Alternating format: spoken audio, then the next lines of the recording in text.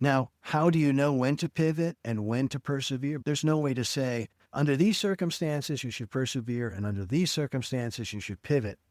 It's almost instinctual, and it's reading the market, reading the signals you're getting back from customers, and really paying attention, being customer-centric, when to course correct, when to pivot, and when to keep going through obstacles of perseverance. That's really the balancing act and the art of entrepreneurship.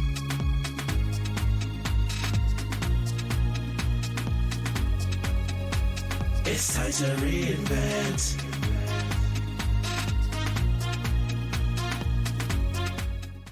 Welcome to the Lessons of Entrepreneurship, the journey of reinvention. Today, I'm joined by John Cousins, an investor, a tech founder, and best-selling author of Corporate Finance ASAP. John, I'm so excited to have you here, and I'm just going to dive right in. What is the biggest myth that people have about business knowledge and running a successful business? The biggest myth about running a business and entrepreneurship is that it's difficult, that it's complicated, and it's relatively simple, but that doesn't mean it's not hard. Basically, any kind of business, you have to find a product or service that either is relieving some pain for people, and preferably a pain point that you as the entrepreneur actually experience, so you know that it's something that, boy, you'd really like to have a solution for that. And then you can craft the solution. Or it's providing delight, like a movie or music or something like that, where it's something pleasant that people like. It's either one of those two things, and whatever you're making, your product or your service, it has to cost you less to make it than you sell it for. And that's really the base. That's all it is. Make something for less than you sell it for, and then the difference is your profit. And that which allows you to keep reinvesting and makes your business sustainable. Then you get into marketing and awareness campaigns, making people aware of your product or service. And that's basically all there is to it. Now, that doesn't mean that it's not difficult and challenging, but it's not hard. I think a lot of people get intimidated and think, oh my gosh, you have to be so smart. You have to be like Steve Jobs or Mark Zuckerberg or someone that has all these brilliant ideas in order to start a business. And that's not the case. From our earliest days, you might have a lemonade stand or something where we make the lemonade, we sell it, we get some money, and we understand those kind of ideas. Anybody can do it. It just takes diving in and doing it and then learning as you go along, basically. Oh, I love it. Now, you've developed a platform called MBA ASAP, and maybe speak to us about the mission and why you came to this point of you need to create this MBA ASAP. Basically, what it stands for, MBA, is Master of Business Administration. It's the graduate degree in business. And ASAP in America, it means as soon as possible, just really fast. What happened was I had been a tech entrepreneur, and then my sister was teaching finance in the evenings at a university, and she was working in finance, and I thought, that's so cool, she's teaching, and I'd like to do that. So I went back to my town and started knocking on some doors and got some appointments teaching finance and some of the other business courses. I've started over a dozen companies, ended up taking 2 of them public, so trading on the stock exchange and doing all the public company financings and reporting and all that as a CFO and CEO for about 15 years. When I started teaching, I realized that, first of all, the textbooks are about this thick, and 800 pages on accounting, 800 pages on finance, 800 pages on marketing. And most of the marketing material was outdated because we went into digital marketing, and suddenly it was all about Facebook ads and using digital funnels and giving people lead magnets to get a free thing to get their email address, putting them in an email list and giving them a sequence of emails to help them to convert to buy your product and putting them to your webpage. And that stuff was not even really in the textbooks at that time, because the textbooks are maybe 10, 15 years older than where we were. And they were still thinking it was like putting ads on television or doing print ads in magazines. And so it was a lot of outdated knowledge and also way too much knowledge, too much minutia, things that might be theoretically interesting and academically interesting. But my experience was running companies, it wasn't really that practical, and it was confusing the students. The students would have all of this knowledge like they're drinking out of a fire hose, and they were overwhelmed. And so they didn't know what was important and what was less important. What was the kind of things, the fundamentals that you would use every day in running a business, and what was something that you might experience once in a while, but wasn't that recurring. And so it's better to focus on the things that you really needed to use every day. I broke it down to the fundamentals, and suddenly I could see these light bulbs go off. They were, oh my gosh, I've taken 6 courses and I never understood how to read a balance sheet, even though they'd taken a bunch of accounting and finance courses. I realized there was a gap in the education. As I was teaching, I made some slide decks, PowerPoints, and from those I would reduce those to some little books and just little Word documents. And from there, I started to upload those books to Kindle Direct Publishing, KDP, which is Amazon. Suddenly I could just upload that manuscript, and they had a cover creator. I could make a quick cover, and suddenly I could sell it as a book all around the world. That started to get me thinking about that. I kept writing books and little by little making them longer. The beauty of Kindle Direct Publishing is that they'll make a paperback, a hardcover, and a Kindle version, and now also an audio version of the book from Audible with a synthesized voice at a press of a button. It's amazing. Every time I wanted to add a chapter or add even a few sentences or something, I could just revise my manuscript, upload it again, and the very next day, the new manuscript was there. So I didn't have to worry about the book being perfect before I published it. I could publish it and then iterate and just keep continually making it better as ideas came to me and polish them as I went along. So that's how I really got started with MBA ASAP. It was writing these books. And then I started to just record my lectures that I was doing at universities on my phone with a little tripod and put a little microphone on my neck and then get up the whiteboard and write my things and talk. And then I go home and in iMovie, which is just a very inexpensive video editing software that you get on your Apple computer, and there's ones for Microsoft products too and things, I would just take those files, clip off the ends, put some little title things on them, and then start uploading them to platforms. There's a platform called Udemy. And Udemy, you can upload your videos, upload your PDF manuscripts and your slide decks and make courses. And so I started to make courses that way. It was all an organic process. Me teaching and finding out that there was this pain point, there was this gap, that the students were learning too much information and it cost way too much. It was really expensive for them to go to university and they had to take all that time. So I wanted to make courses that were inexpensive, just the basics, just the facts. It would be short videos, 5-10-minute videos that people could just watch at their convenience and study in their little downtime instead of having to go to a set place, drive there, all that kind of stuff. They could look at it on their phone, on their computer. And so it's been very attractive to a lot of people all over the world. That's really how I started, and little by little kept making these courses. Now I have on Udemy, I have about 20 courses.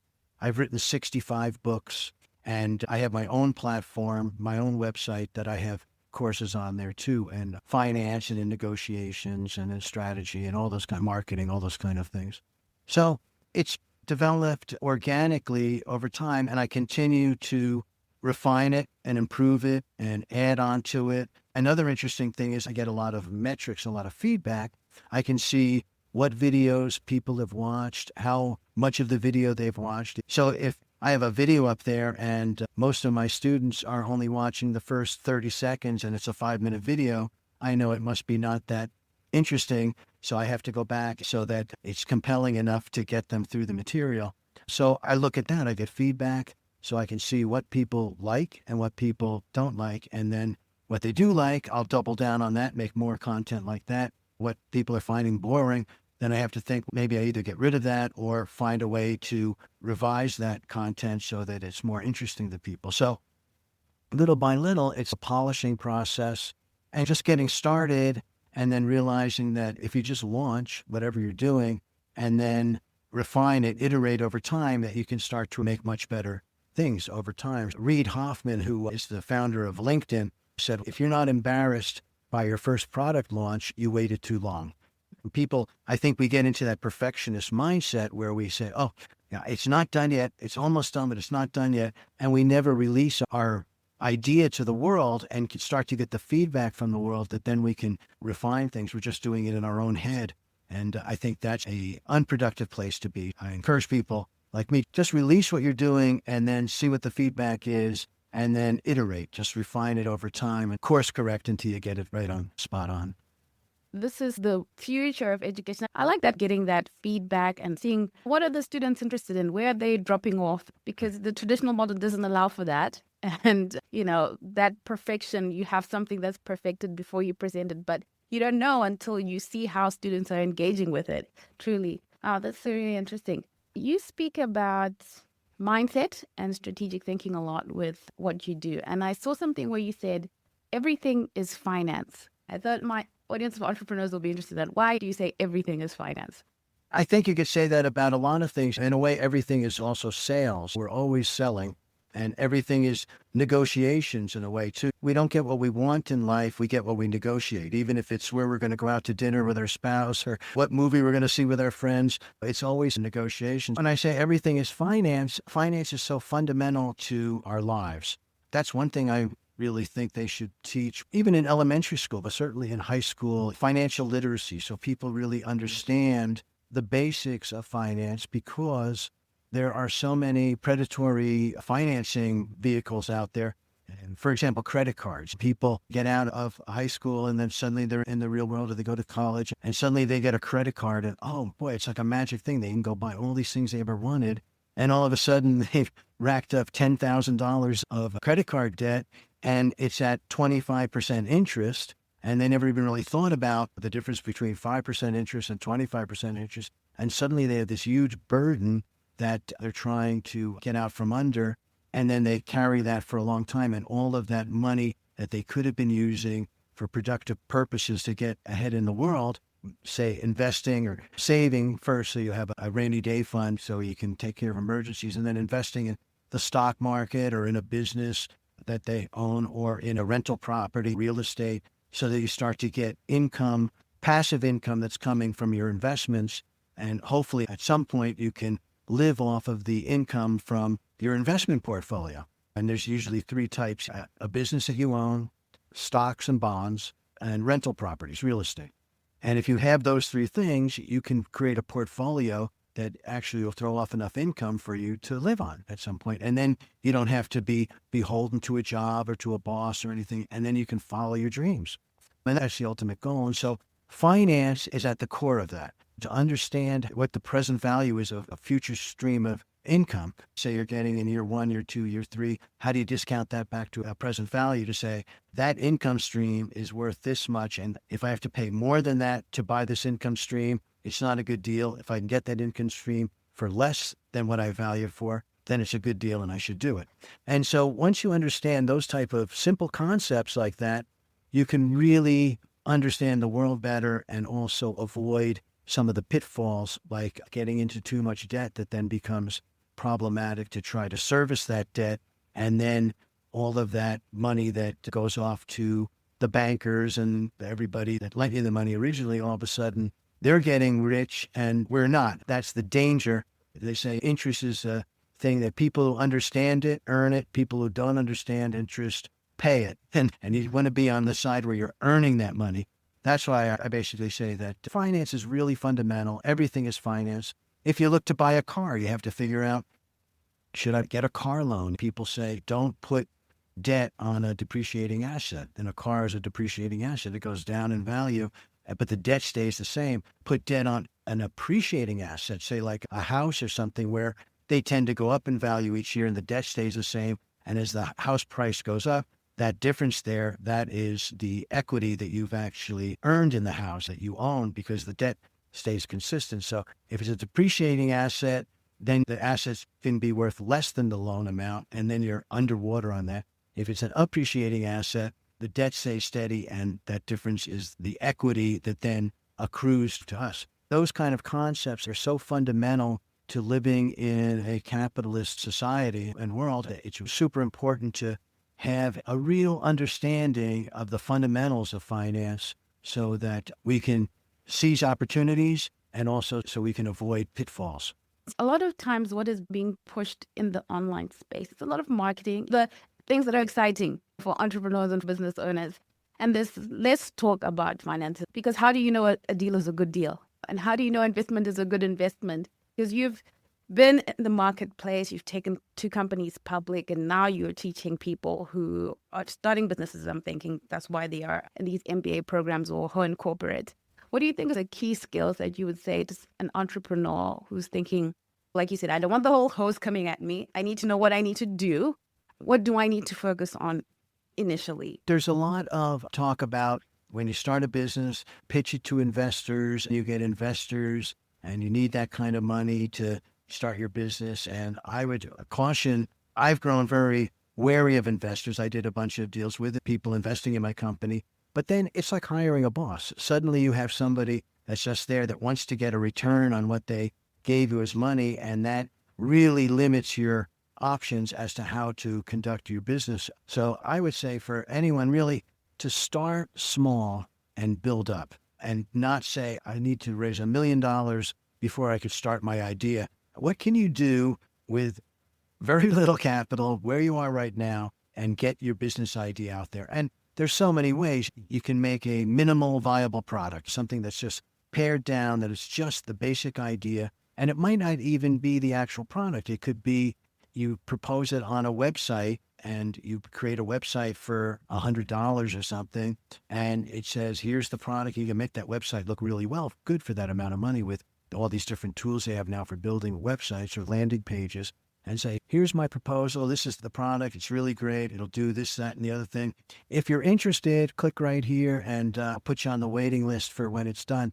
And start to see if anybody starts to click on that and start talking about it on social media and things. You can do all of those kind of things for free. You don't need any money. And then if people are really interested, you can even get to the point where, okay, you can pre-order something like that and finance it through customers. Say if you get 100 pre-orders for something, first of all, you've tested it. You know that people are really liking it, so they're willing to open up their purse to give you money for that idea. And it's like a pre-order, and this will be available in 6 weeks or whatever. And you take that money that you've gotten for the pre-orders and then go build the thing and then send it out. And you've actually financed it without giving up any equity in the company, any ownership from customers. That's one way you could do it. Or you could find a supplier, if there's a main supplier of components for whatever you're going to do, and maybe they're willing to front you those components, the supplies, and you can have 90 days to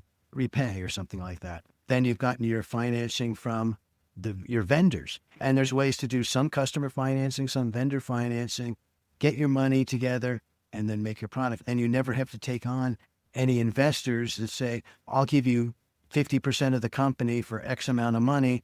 And then they own half the company, and all they did was give you money and no expertise or anything. Those are the kind of things that I would say that people really have to understand from a finance standpoint. It's even the discipline of going through, because you have to figure out when you're starting a company, how can I do this in the least expensive way? What's the biggest bang for the buck I can get? How can I do this the least expensive way to get that product out there? And if you have too much money, or if you're thinking, oh my gosh, I need all this money to do my marketing, hire all these people to do this stuff, it's not disciplined. And the discipline of really trying to work within really tough constraints of how much money you have to deploy, how many resources you have to deploy to get to the next phase, and how can you do that as cheaply and as quickly as you can. A lot of times I run into people that think, it's going to take me 6 months to do this. I have to do X, Y, and Z and all that kind of stuff. It's like, okay, if it's going to take you 6 months, what if you had to do it in 6 days? What would you do? What would you eliminate to just rush for the finish line? Because a lot of times we tend to build up all these elaborate things that we have to do, and it's a form of procrastination. It's a fear of failure in a way. So I have to do all this stuff before I can get my product launched. Or, like I was saying, go for customer financing, because then you know that you have something. It's all about product market fit. It's all about getting customers, the market that really likes your product. And until you have that, you really don't have anything. And trying to get customers that are actually interested and are going to buy your thing is so important before you spend any money on marketing or polishing the product. And sometimes people get sidetracked by thinking about their brand and their logo and the colors. And that's like really secondary. Get it out there. And then little by little, you can build the brand. But to worry about all these sort of minutia or tangential things is another form of procrastination, where you really have to just find out what your product is, what's the core features that people like and they're willing to pay for, and double down on those and move forward. we do make it more complex than it has to be. But I think also it stems from the way in which business has been taught. Like you identified, the books, the 80 pages, it gives you the impression that you too must be that elaborate, must be that complicated, because surely if this is what you're being taught, then you must also produce something that reflects that. If you could please, the idea of pivoting or pivotal points so people can really take that in, because that fear of failure, you're avoiding where the rubber meets the road so that you can make the changes that allow you to create something that is viable. So I'm just interested if anything comes to you top of mind. For pivoting, the old saying is there's two ways to go, is either pivot or persevere. If you're going to persevere, and we're taught that too, right? Don't give up on your idea. You have to persevere. You have to see it through. You may be so close to getting there. And where pivot is, you realize that the idea that you're chasing is not really something that people want. Because at the end of the day, we have only lovely ideas. And in our mind, oh my gosh, this is something everybody's going to want. And we're surprised or hurt when people are just ambivalent or don't really care about our ideas. I'm going to teach them. I'm going to show them. It's just a matter of time, and they're going to understand that my idea is the greatest thing ever. I just have to keep going. Where we really have to do is take that as a signal and move to something else. That's the pivot. Course correct to where the market is. I've seen too many companies and entrepreneurs that have some resources and they just stick to an idea and they don't listen to what the customers are saying, and they think those customers don't know what they're talking about. My idea is really great. Instead of thinking, wow, I have this whole big product here, and the customers really like this little part of it over here. That's the part that I should start to develop. And the other stuff, all the other bells and whistles and feature sets that I think are great, are not really gaining traction. So let me focus on this part. Sometimes people get to the point where they run out of money or run out of resources, and then they discover, oh, this is the thing that people really like about it. And if I just had a little more resources, I could go and pursue that. And so really trying to hold tight to all your resources too, and don't spend them too quickly so that you have that opportunity to pivot once that signal comes to you. Things like the Slack channel. Slack was a company doing a bunch of different things, and they invented a channel for all of the developers to talk to each other as they developed their product. And it turned out that the product they were developing never took off. But the communications tool that they developed to talk amongst themselves, that became Slack. And so that was the product that then they ended up really having a home run with. So it's things like that where you might develop something that isn't really the main product. The same thing with Twitter. Twitter came out of a company, it was called Odeo, like audio, but with an O, Odeo. It was a blogging, podcasting early thing with audio. And again, that product that they were doing didn't catch on, but their SMS messaging component of it became Twitter. A lot of times that happens. The thing that we think is the main product doesn't necessarily become it. And it's something else, that a little piece of it or something that gains some interest with customers, and then you can develop that. And that's a way to pivot is, oh, this is what we think we're supposed to do. This little part of it here, this other thing looks like it's very promising. Let's stop doing this and commit our resources to the other thing that seems to be getting interest. Now, how do you know when to pivot and when to persevere? Because a lot of times too, perseverance is really a virtue and key, and you have to keep going. You think you're going to fail, you think it's over, but no, you're just a little bit away from success. And so many people consider failure when they didn't realize how close they were to success, just a little bit longer, and that's perseverance. And that's really an art. There's no way to say, under these circumstances, you should persevere, and under these circumstances, you should pivot. It's almost instinctual. And it's reading the market, reading the signals you're getting back from customers, and really paying attention, being customer-centric, basically, and paying attention to what a customer has to say. Now, that being said, sometimes the customers don't know what they want. Henry Ford said if he had asked customers what they wanted, they would have said a faster horse. They didn't know about a car. A car was a brand new thing. So if you're developing a completely new category, then you can't rely on customer feedback, because customers won't even know that the thing you're developing exists. And now we're living in such an incredibly accelerated time that it's hard sometimes for people to even know what they want. It takes a while. I know how many things that it's taken me several years to adopt after it's become very popular, because there's just so many things. And do I really want to get into the learning curve of that? And finally, oh yes, the benefits are such that I'm going to learn how to use that tool or whatever it is. So pivoting is really important, to be thinking that way, but when to deploy that, when to course correct, when to pivot, and when to keep going through obstacles of perseverance, that's really the balancing act and the art of entrepreneurship, I would say, right there.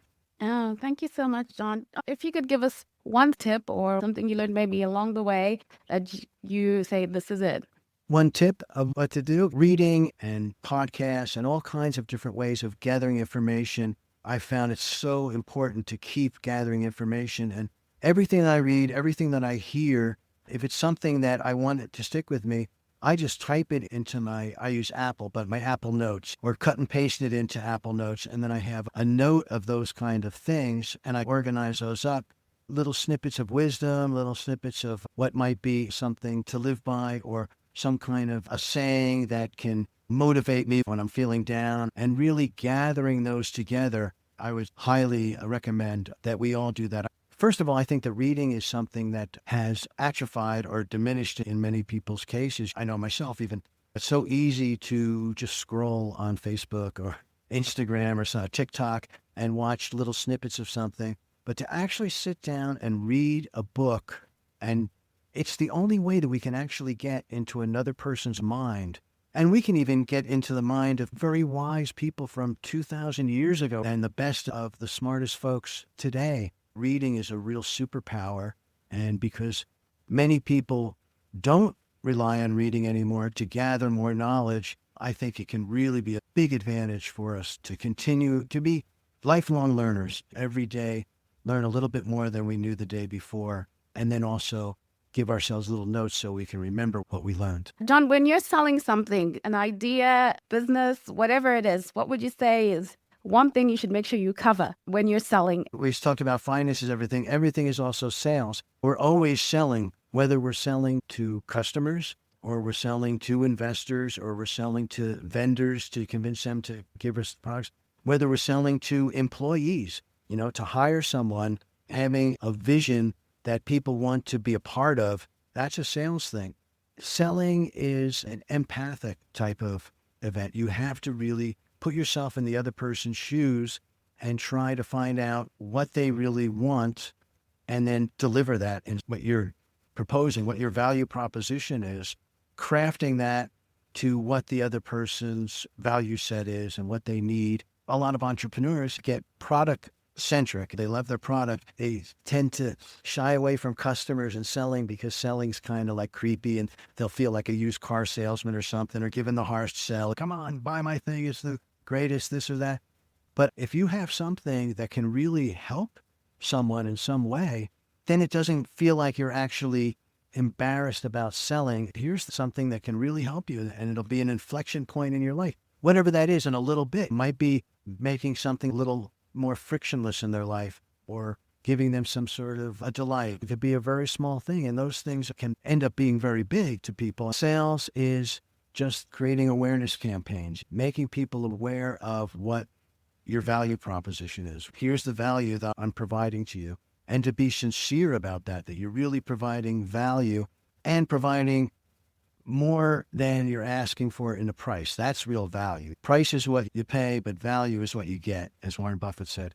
And so thinking in those kind of terms makes selling not only more comfortable, but actually it's your duty then, if you have something that can help people, to let as many people know as possible.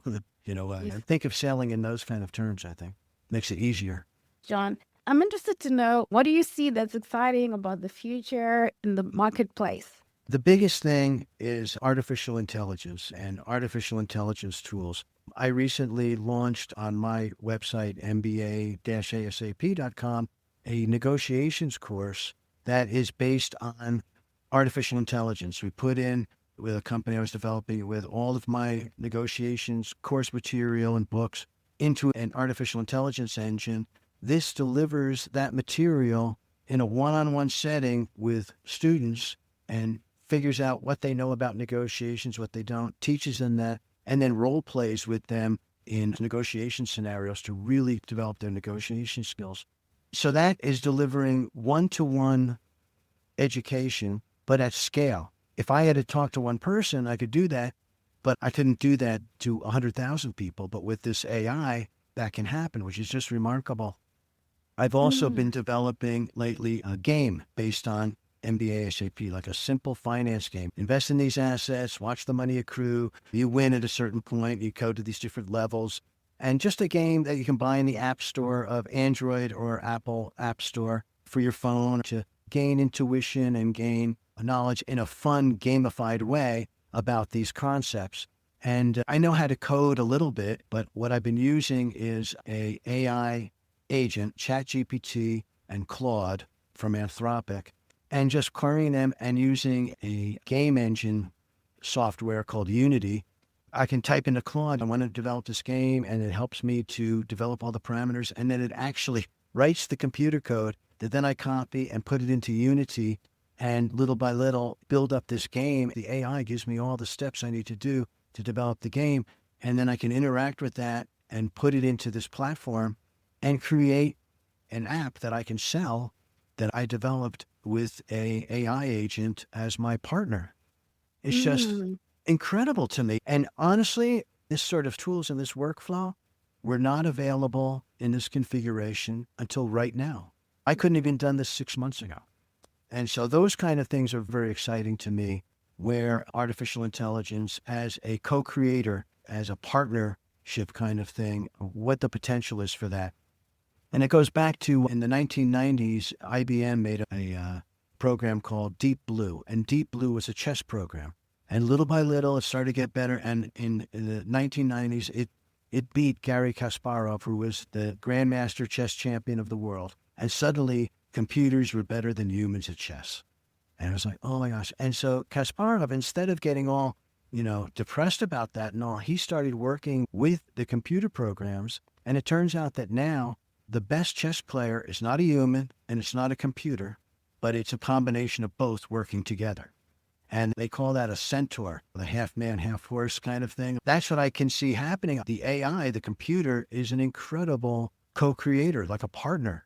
People are worried about, and I am too, to agree, that artificial intelligence may race ahead of us and suddenly we're going to have computers that are dominating the world and taking control of people and everything. And that may happen, I don't know. But for right now, these tools are just incredible creative partners. And so to me, that's the most exciting thing about the near-term future. And in a way, the future is here. The future is already happening. And I'm just blown away by it and trying to use these things in as many fun, creative, and productive ways as I can. That's exciting. We're living in exciting times. To the audience, if you'd like to learn more about John, you can go to his website, mba/asap.com. I think we covered some interesting things that people don't talk about much. Everything is finance, and really looking to know, how do you know that something is a good deal? That's an important skill, and I think John has made it quite convenient and affordable for people. So if you'd like to know more about that, check out his website. John, is there somewhere where you're active online? I'm on all the social media, on LinkedIn. On my website, you can sign up for my email list, and I answer everybody's email if they have questions and things like that. And I have a community, MBA ASAP community, but I'm on Facebook and primarily LinkedIn because it's a business platform. But I'm on X, Twitter, TikTok, and Instagram, everything. So I'm active online. Thank you so much. That's John Cousins. Thank you, Priscilla. Really a pleasure. Thank you. Enjoyed it. If you love what we're serving here at the Lessons of Entrepreneurship, the Journey of Reinvention podcast, please share this episode and have some conversations around these principles and ideas. There's nothing better than talking business with a fellow business bestie. Bring some inspiration to your entrepreneurship journeys. And as always, thank you so much for listening in, and see you soon.